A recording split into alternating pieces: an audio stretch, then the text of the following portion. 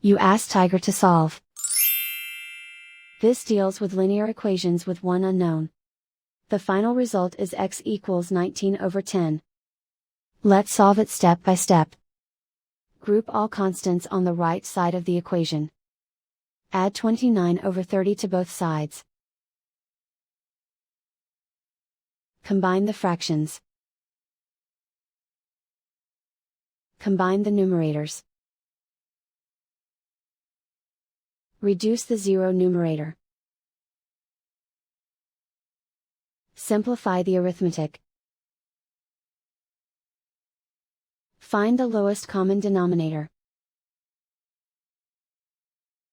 Multiply the denominators.